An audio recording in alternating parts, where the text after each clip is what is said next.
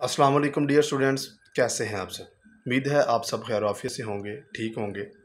प्यारे बच्चों, आपको यूट्यूब के इस मुनफरिद चैनल के ऊपर खुश आमदीद कहा जाता है। डियर स्टूडेंट्स, हमने एक टॉपिक स्टार्ट किया हुआ है आई कम पार्ट 1 की बुक से। चैप्टर नंबर 11 है, उसका नाम है फाइनल अकाउंट। बेटा, फाइनल अकाउंट को हमने डिटेल के साथ डिस्कस किया था, फिर उसकी हमने कुछ एडजस्टमेंट भी की थी। एडजस्टमेंट करने के बाद हमने उसके कुछ क्वेश्चंस भी किए थे। प्यारे बच्चों, हमने question number 5 and question number 6 Suhail Afzal की बुक से, आई कम पार्ट 1 की बुक से कर लिए थे। 2 लेक्चर मौजूद हैं। आज हम जो क्वेश्चन स्टार्ट करने लगे हैं वो क्वेश्चन नंबर 7 है। बेटा, क्वेश्चन नंबर 7 को हम रीड करते हैं और देखते हैं इसमें क्या लिखा हुआ है, कौन सी चीज़ कहाँ पे, कौन सा अकाउंट कहाँ पे आता है। क्वेश्चन को स्टार्ट करने से पहले आप तमाम स्टूडेंट से गुजारिश है कि इस चैनल को सब्सक्राइब कर दें, बेल आइकन को प्रेस कर दें। बेटा, इस वीडियो को आपने स्टार्ट से लेके एंड तक देखना है, क्योंकि ये जो क्वेश्चन है ये पेपर पॉइंट ऑफ व्यू से मोस्ट इंपॉर्टेंट क्वेश्चन है। पेपर में ये क्वेश्चन आया भी हुआ है, तो इसलिए आपने इस क्वेश्चन की जो वीडियो है इसको लाजमी एंड तक देखना है। जब आप वीडियो को देखेंगे उसको लाइक भी कीजिएगा, जितने ज़्यादा कमेंट हो सके कमेंट्स भी कीजिएगा, क्वेश्चन की सूरत में क्वेश्चन पूछिएगा जो आपको चीज़ समझ नहीं आएगी, और वीडियो को शेयर भी कीजिएगा। देखिए, हम क्वेश्चन नंबर 7 स्टार्ट करें। कहते हैं from the following balances taken from the books of Yakub. Yakub की बुक से डाटा लिया गया है। Prepare trading and profit and loss account for the year ended 31 December 2015। कहते हैं आपने बनाना क्या है, trading and profit and loss account बनाना 31 दिसंबर 2015 का, and a balance sheet as on that date, यानी कि 31 दिसंबर 2015 की हमने बैलेंस शीट भी बनानी है। देखिए जी, सबसे पहले बेटा क्वेश्चन में आपको कैपिटल बताया गया है। कैपिटल आप सबको पता है, हम लायबिलिटी में लिखते हैं बैलेंस शीट के अंदर। अमाउंट है 27,000। रिटर्न इनवर्ड बताया गया 1500। ये रिटर्न इनवर्ड बेटा सेल्स रिटर्न का दूसरा नाम है। सेल्स बताया गया 87,500। इसको हम डायरेक्ट रेवेन्यूज़ के अंदर लिखते हैं ट्रेडिंग अकाउंट की क्रेडिट साइड पे। परचेजेस बेटा हमारा डायरेक्ट एक्सपेंस होता है 50,000, इसको ट्रेडिंग अकाउंट में लिखेंगे। रिटर्न आउटवर्ड, यह परचेजेस रिटर्न का दूसरा नाम है, इसको परचेजेस में से लेस कर देंगे। कमीशन बेटा आपको बताई गई है, ये आपका इंटरेक्ट एक्सपेंस है 18,750। कस्टम ड्यूटी आपका डायरेक्ट एक्सपेंस है, ट्रेडिंग अकाउंट में लिखेंगे 3,750। क्रेडिटर्स बेटा आपकी करंट लाइबिलिटी है 13,250। रेंट इनडायरेक्ट एक्सपेंस है। फर्नीचर आपका फिक्स एसेट है 2500। रेट्स एंड टैक्सेस आपका इनडायरेक्ट एक्सपेंस है 750। डिस्काउंट अलाउड इनडायरेक्ट एक्सपेंस है 1250। जनरल एक्सपेंसेस इनडायरेक्ट एक्सपेंस है 7,500। डेटर्स आपका बेटा करंट एसेट है, वैल्यू 14,000 है। स्टॉक ओपनिंग बताया गया क्वेश्चन में 11,250, इसको सेल्स के नीचे लिखेंगे ट्रेडिंग अकाउंट की क्रेडिट साइड पे। Cash at bank 14,000 current asset है। Cash in hand current asset है 1,750। बेटा ये क्वेश्चन था, ट्रायल बैलेंस था। एडजस्टमेंट में कहता है प्रीपेड रेंट, यानी कि जो रेंट है उसके ऊपर एडजस्टमेंट है। तो बेटा हम रेंट के आगे छोटा सा टिक कर लेते हैं। ये क्यों किया, क्योंकि हमें याद रहेगा कि इसके ऊपर हमने एडजस्टमेंट रिकॉर्ड करनी है। प्रीपेड रेंट आपको बताया गया। आउटस्टैंडिंग कमीशन, कमीशन के ऊपर भी एडजस्टमेंट है, तो हमने कमीशन के आगे भी छोटा सा टिक कर लिया कि हमें याद रहे हमने कमीशन के ऊपर एडजस्टमेंट रिकॉर्ड करनी है। क्लोजिंग स्टॉक बेटा बताया गया है। Depreciation on furniture eight 7.5% per annum. Furniture के ऊपर बेटा आपको डेप्रिसिएशन बताई गई है 7.5%। हमने फर्नीचर के आगे भी छोटा सा टिक कर लिया कि हमें याद रहे कि हमने इसके ऊपर डेप्रिसिएशन रिकॉर्ड करनी है। बेटा अब हम चलते हैं क्वेश्चन के सोल्यूशन की तरफ। सोल्यूशन हम कैसे करेंगे, देखिए जी। सबसे पहले बेटा हमें क्वेश्चन में बताया गया है कैपिटल, तो कैपिटल हम कहाँ पे लिखते हैं, आप तमाम स्टूडेंट को पता है, ऑनर्स इक्विटी के नीचे बेटा हम कैपिटल लिखते हैं। हमने कैपिटल लिख दिया जी 27,000 रुपीज़। रिटर्न इनवर्ड दूसरा नाम है सेल्स रिटर्न का, हमने ये कैपिटल लिख लिया। अब हम आते हैं अपने ट्रेडिंग अकाउंट की तरफ। इसमें क्या कुछ आता है, सबसे पहले बेटा हमारे पास ओपनिंग स्टॉक आता है। हमारे पास ओपनिंग स्टॉक क्वेश्चन में अभी हमने पढ़ा है, हमें बताया गया है ओपनिंग स्टॉक 11,250। साथ ही बेटा हम उसके नीचे लिखते हैं परचेजेस, हमने परचेजेस लिख दिया। इसकी जो अमाउंट है बेटा हम इनर कॉलम में लिखेंगे। क्यों लिखेंगे, देखें जी, परचेजेस की जो बेटा हमें अमाउंट बताई गई है वो 50,000 रुपया बताई गई है। इसकी अमाउंट बेटा हमने इनर कॉलम में इसलिए लिखनी है क्योंकि हमारे पास क्वेश्चन के अंदर परचेजेस रिटर्न मौजूद हैं।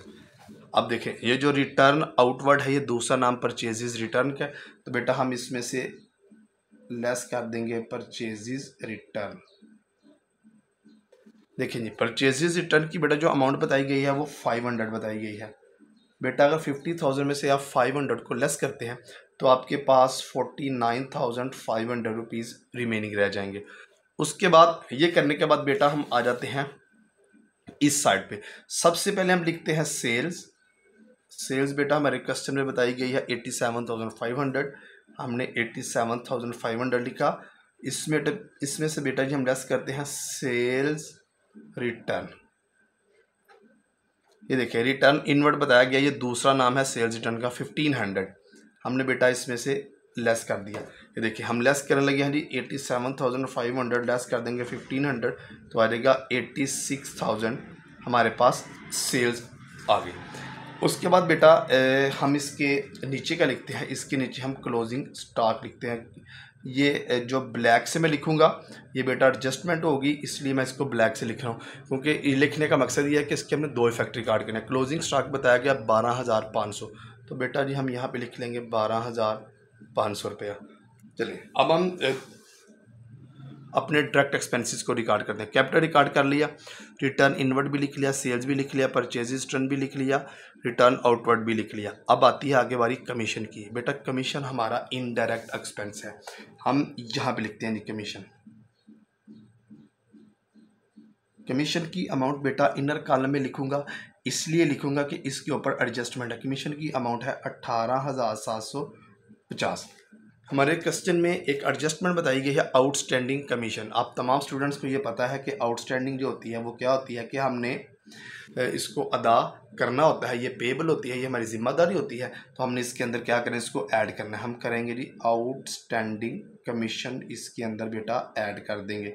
तो एडजस्टमेंट में जो आउटस्टैंडिंग कमीशन बताई गई है वो 1,250 रुपये बेटा बताई गई है। अब हम इन दोनों को जमा कर लेते हैं, 18,750 जमा 1,250 बेटा ये आ जाएगा 20,000। हमारे पास जो कमीशन की टोटल वैल्यू आ गई है बेटा वो कितनी आ गई है, 20,000 रुपीज़। नेक्स्ट हम चलते हैं कस्टम ड्यूटी। कस्टम ड्यूटी बेटा हमारा डायरेक्ट एक्सपेंस है, इसको हम यहाँ पे लिखेंगे।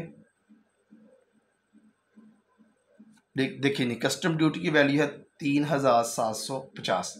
उसके बाद बेटा हमें देखें कस्टमर बताई गई है क्रेडिटर्स। क्रेडिटर्स हमारी करंट लायबिलिटी है, हम यहाँ पे आ जाते हैं, हम यहाँ पे लिखेंगे जी क्रेडिटर्स। ये जो मेथड मैं कर रहा हूँ साथ साथ ही जो चीज़ें बताई गई हैं उनको लिखता जा रहा हूँ। इसके बाद जो हम क्वेश्चन करेंगे उसमें बेटा आपको मैं दूसरा मेथड भी बता दूंगा कैसे करते हैं, ठीक है जी।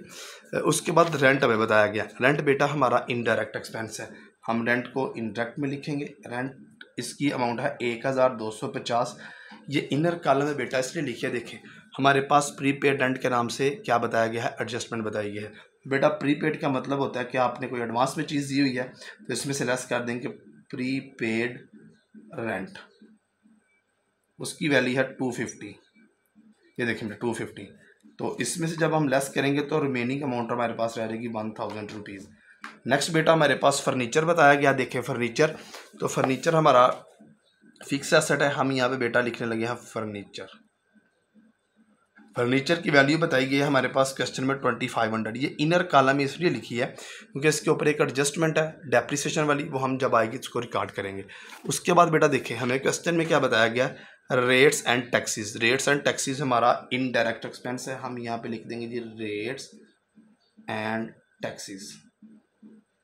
कितनी वैल्यू है रेट एंड टैक्सेस की, 750। उसके बाद डिस्काउंट अलाउड बताया गया बेटा, ये भी हमारा इनडायरेक्ट एक्सपेंस है, इसको हम यहाँ पे लिख देंगे। डिस्काउंट अलाउड की वैल्यू बताई गई है 1,250। उसके बाद बेटा जनरल एक्सपेंसेस बताए गए हैं, ये भी हमारा इनडायरेक्ट एक्सपेंस है बेटा जी, इसकी वैल्यू है जनरल एक्सपेंसेस की 7,500। देखें उसके बाद बेटा बारी आ जाती है डेटर्स की। डेटर्स हमारा करंट एसेट है बेटा, हम यहाँ पे लिख लेंगे जी डेटर्स। उसकी वैल्यू जो बताई गई है बेटा वो हमारे पास वैल्यू बताई गई है 14,000। फिर बेटा हमें बताया गया है स्टॉक, ये हमने लिख लिया ओपनिंग स्टॉक। ये देखें ये वाला स्टॉक हमने लिख लिया हुआ है। कैश एट बैंक और कैश इन हैंड, हम यहाँ पे बेटा लिखेंगे कैश एट बैंक। इसकी वैल्यू है जी 14,000। फिर बेटा है कैश इन हैंड, फिर हम यहाँ पर लिखेंगे जी कैश इन हैंड, इसकी वैल्यू है 1,750। ये जो बेटा यहाँ पे जो डाटा दिया गया था वो ऑलमोस्ट हमने सारे का सारा रिकॉर्ड कर लिया। ये एडजस्टमेंट भी हो गई, ये भी हो गई, क्लोजिंग स्टॉक हमने कर लिया, डेप्रीसिएशन वाली हमारी एडजस्टमेंट रह गई। कहता है जी फर्नीचर के ऊपर आपने डेप्रीसिएशन लेनी है। हम यहाँ पे बेटा डेप्रीसिएशन रिकॉर्ड करते हैं। कहता है जी डेप्रीसिएशन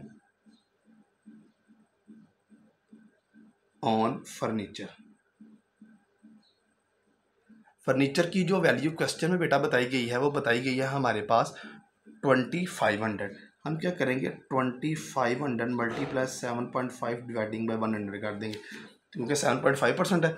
तो ये देखिए 2500 मल्टीप्लाई 7.5 डिवाइडिंग बाई 100 करेंगे तो आ जाएगा 187.5। ये हमारे पास डेप्रीसिएशन आ गई। हमने यहाँ पे लिख दिया जी 187.5।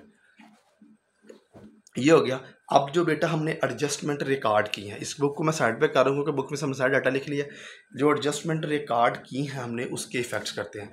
क्लोजिंग स्टॉक बेटा यहाँ पे भी आता है। एडजस्टमेंट बेटा ब्लैक से लिखूँगा क्योंकि आपको समझ आ रहा है। इसके दो इफेक्ट हैं, 12,500 पहला इफेक्ट ये था, दूसरा ये हो गया।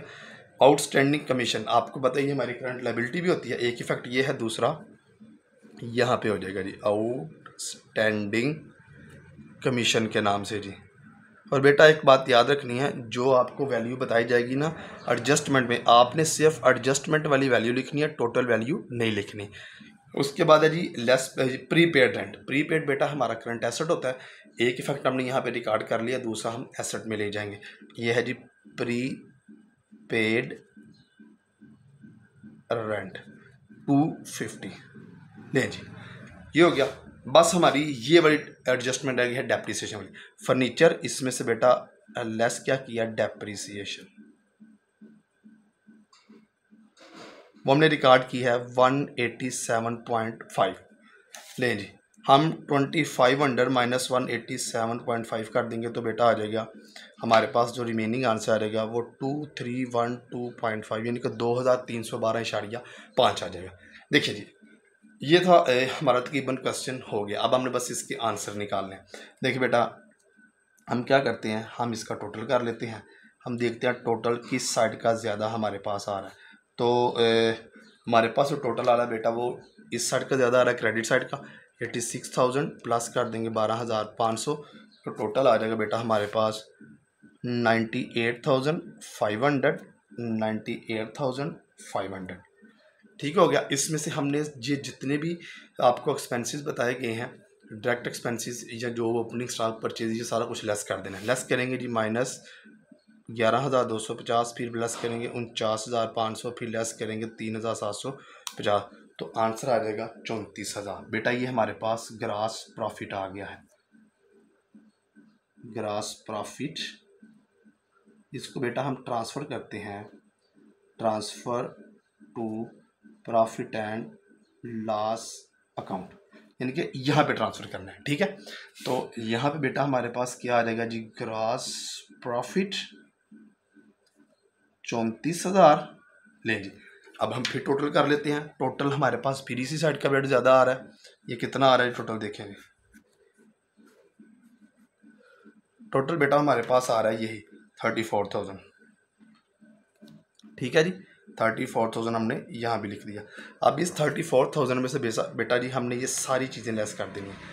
इसमें से लेस कर देंगे जी 20,000, फिर लेस करेंगे 1,000, फिर लेस करेंगे 750, फिर लेस करेंगे 1250, फिर लेस करेंगे 7,500, फिर लेस करेंगे 187.5। बेटा जी आंसर आ रहेगा 33,000 और 3,312.5। बुक पे भी आपका यही नेट प्रॉफिट है 3,312.5। ये आपके पास क्या आ गया जी नेट प्रॉफिट। इसको बेटा आप ट्रांसफ़र करते हैं, ट्रांसफ़र टू कैपिटल। आप कैपिटल भी लिख सकते हैं, ट्रांसफ़र टू बैलेंस शीट भी लिख सकते हैं। देखिए जी ये हमारे पास बेटा नेट प्रॉफिट आ गया। इस नेट प्रॉफिट को हमने इस कैपिटल के अंदर ऐड करना है। हम ऐड कर देंगे जी, ये देखिए जी नेट प्रॉफिट, वो बेटा आया है जी 3,312.5। अब हम 27,000 प्लस 3,312.5 करेंगे तो बेटा जी ये आ जाएगा 30,312.5। ये सारा डाटा हो गया। अब सिर्फ बैलेंस शीट का आंसर आ गया। इसके अंदर ये दोनों चीज़ें ऐड करेंगे, 1250 जमा 13,250, तो बेटा आ जाएगा 44,812.5। ये आपका लायबिलिटी साइड का टोटल आ गया है, 44,812.5। अब हम टोटल करते हैं बेटा जी एसेट साइड का। वो क्या है जी 14,000 प्लस कर देंगे 1,750, फिर 14,000, फिर 12,500, फिर 250, फिर 2,312.5। ये भी देखें ये आ गया 44,812.5। ये था बेटा जी आपका क्वेश्चन नंबर 7। उम्मीद करता हूँ कि आप तमाम स्टूडेंट को क्वेश्चन नंबर 7 की बड़ी अच्छे से समझ आ गई होगी। बेटा अगर किसी स्टूडेंट को समझ नहीं आई, कोई पॉइंट ऐसा जो कंफ्यूज कर रहा है, तो बेटा आप कमेंट सेक्शन में लाजमी पूछें। इंशाल्लाह विद इन 24 आवर्स आपको इसका आंसर किया जाएगा। मिलते हैं एक न्यू लेक्चर के साथ। तब तक अपना बहुत सा ख्याल रखिएगा। अपनी दुआओं में अपने इस टीचर को लाजमी याद रखिएगा। अल्लाह हाफिज़।